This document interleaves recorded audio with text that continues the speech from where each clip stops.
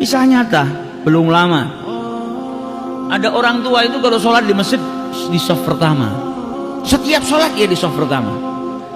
Sampai pada suatu hari selesai dari sholat baru salam, assalamualaikum warahmatullah, assalamualaikum warahmatullah. Ini orang tua yang biasa di shaf pertama tiba-tiba maju ke depan ke tempatnya imam, duduk di depan imamnya, lututnya nempel dengan lututnya imam.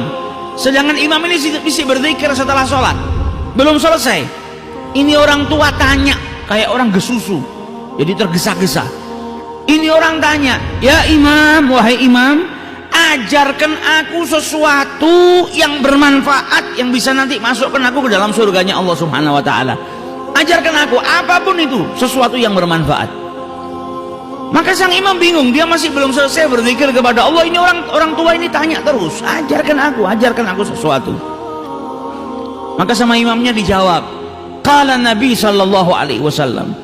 Nabi sallallahu alaihi wasallam bersabda, kalimatan, ada dua kalimat, habibatan ilar rahman, sangat dicintai oleh yang maha pengasih lagi maha penyayang.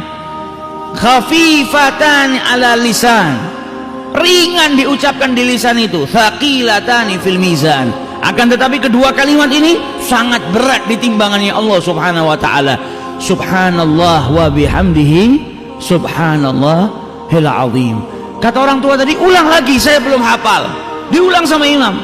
Qala Nabi sallallahu alaihi wasallam, kalimatan habibatan ilar rahman, khafifatan 'alal lisan, thaqilatan fil mizan, subhanallah wa bihamdihi subhanallahil azim.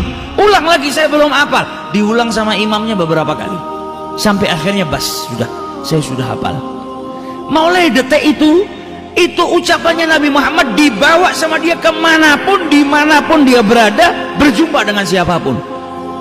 Ada pernikahan dia ketemu orang, qala Nabi sallallahu alaihi wasallam, ingatkan orang.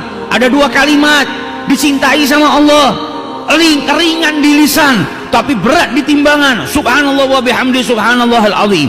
Ketemu siapapun dia ucapkan, ketemu siapapun dia ucapkan, ketemu anaknya, ketemu tetangganya, ketemu sahabatnya, di masjid, di luar masjid, ada tamu ke rumahnya, selalu dia ulang-ulang kalimatan habibatan ilar rahman, terus diulang-ulang sampai akhirnya datang suatu ketika dia sakit, masuk rumah sakit tidak sadar, selama beberapa hari nggak sadar, koma.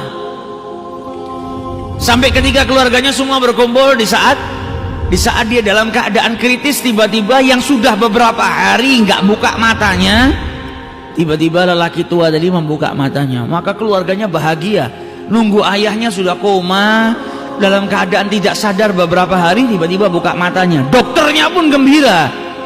Ketika dokternya hendak memeriksa si pasien tua tadi, dipegang sama yang tua tadi.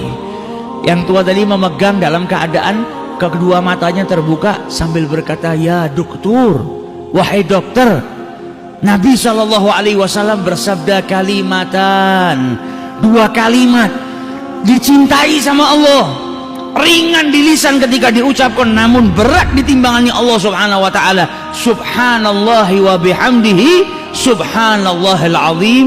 Ketika itu meninggal dunia, meninggal dalam keadaan mengucap subhanallah wa bihamdihi subhanallahil azim, mata ala husnil khatimah. Nah ini kalau sudah dibiasakan, terbiasa. Kalau kita di setiap waktu senggang istighfar, waktu senggang sholawat, ya apa yang kita biasakan itu, insya Allah kita wafat dalam keadaan mengucap itu. Kalau terbiasanya malah ngomong kotor, ya akhirnya kita wafat juga dalam keadaan berbicara kotor. Wa'iyadzubillah. Sukanya ngerasanin orang, akhirnya matinya dalam keadaan ngerasanin orang. Sukanya ngadu domba, matinya dalam keadaan ngadu domba. Wa'iyadzubillah. Namun kalau orang saling berzikir, maka kebiasaannya berzikir itu insya Allah akan menjadikan dirinya wafat dalam keadaan berzikir mengingat Allah Subhanahu wa ta'ala.